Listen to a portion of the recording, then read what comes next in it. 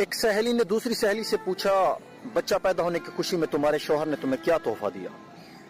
सहेली ने कहा, कुछ भी नहीं। उसने सवाल करते हुए पूछा कि क्या ये अच्छी बात है? क्या उसकी नजर में तुम्हारी कोई कीमत नहीं? लफ्जों का ये जहरीला बम गिरा कर वो सहेली दूसरी सहेली को अपनी फिक्र में छोड़कर चलती बनी। थोड़ी देर बाद जोहर का वक्त उसका शौहर घर आया और बीवी का मुंह लटका हुआ पाया। फिर दोनों का झगड़ा हुआ, एक दूसरे को लानत भेजी, मारपीट हुई। शौहर ने उसे तलाक दे दी। जानते हैं प्रॉब्लम की शुरुआत कहां से हुई?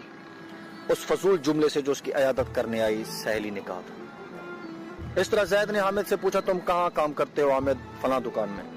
माहाना कितनी तनख्वाह देता है? हामिद, 18,000 रुपए। जैद, 18,000 रुपए बस? तुम्हारी जिंदगी कैसे कटती है इतने पैसों में? हामिद गहरी सांस खींचते हुए, बस यार क्या बताऊं। मीटिंग खत्म हुई। कुछ दिनों के बाद हामिद अब अपने काम से बेजार हो गया और तनख्वाह बढ़ाने की डिमांड कर दी, जिसे मालिक ने रद्द कर दिया। नौजवान ने जॉब छोड़ दी और बेरोजगार हो गया। पहले उसके पास काम था, अब काम नहीं रहा। एक साहब ने एक शख्स से कहा जो अपने बेटे से अलग रहता था, तुम्हारा बेटा तुमसे बहुत कम मिलने आता है, क्या उसे तुमसे मोहब्बत नहीं?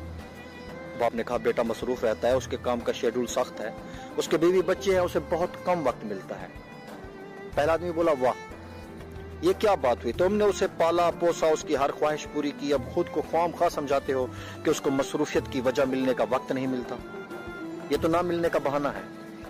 इस गुफ्तगू के बाद बाप के दिल में बेटे के लिए खलिश सी पैदा हो गई।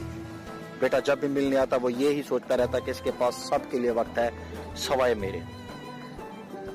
याद रखिए, जुबान से निकले अल्फाज दूसरे पर बड़ा गहरा असर डाल सकते हैं। बेशक कुछ लोगों की जुबानों से शैतान बोल जाता है। हमारी रोजमर्रा जिंदगी में कुछ सवालात हमें बहुत मासूम लगते हैं। तुमने ये क्यों नहीं खरीदा? तुम्हारे पास ये क्यों नहीं है? तुम उस शख्स के साथ पूरी जिंदगी कैसे चल सकती हो? तुम उसे कैसे मान सकते हो? इस तरह के बेशतर सवालात नादानी में या बिला मकसद हम पूछ बैठते हैं, जबकि ये भूल जाते हैं कि हमारे ये सवालात सुनने वाले के दिल में नफरत या मोहब्बत का कौन सा बीज बो रहे हैं। आज के दौर में हमारे इर्द गिर्द या घरों में जो फसादात हो रहे हैं उनकी जड़ तक जाया जाए तो अक्सर उसके पीछे किसी और का हाथ होता है।